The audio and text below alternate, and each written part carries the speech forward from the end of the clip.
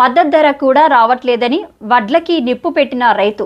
సూర్యాపేట వ్యవసాయ మార్కెట్కి ధాన్యం తీసుకొస్తే ఖరీదుదారులు, కమిషన్దారులు, మార్కెట్ అధికారులు కుమ్మక్కై రైతులను మోసం చేస్తున్నారని ఆవేదన వ్యక్తం చేసిన అన్నదాత. మునగాల మండలం రేపాల గ్రామానికి చెందిన బత్తుల లింగరాజు అనే రైతు 5 ఎకరాల కౌలుకు చేసి సూర్యాపేట వ్యవసాయ మార్కెట్కు 70 బస్తాల ధాన్యం తీసుకురాగా అతి తక్కువ ధర పలకడంతో పెట్టిన పెట్టుబడి కూడా సరిగ్గా రాలేదని ఆవేదన చెంది ధాన్యాన్ని తగలబెట్టిన రైతు. 2 రోజులుగా అన్నం తినకుండా ధాన్యం రాశి వద్ద పడుకున్నానని, కనీసం మద్దతు ధర కూడా రాకపోతే బ్రతికేది ఎలాగని అధికారులను ప్రశ్నించిన రైతు. రేపాల 1300 కంచి 1220 వద్దు. మేమేం చేయాలి? ఆత్మహత్య చేసుకున్నా. నా పంట నేను తలబెట్టుకుంటున్నా. కేసీఆర్ పేపర్తో ఉన్నప్పుడు ఇట్లా లేదు, ఇంత ఘోరం. వచ్చినప్పుడు కాంగ్రెస్ ₹1,00,000 కౌలు ఇవ్వాలండి. ₹1,00,000 వస్తాయండి రావుగా.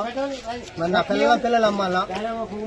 మీరు మేడం వాళ్ళు ముఖ్యమంత్రి అయినా ఎవరైనా రైతుల కోసం నేను స్టెప్ చేస్తున్నా. నా పంట నేను తలబెట్టుకున్నా. కేసు పెడితే 5 సంవత్సరాలు జైలు శిక్ష పడతా.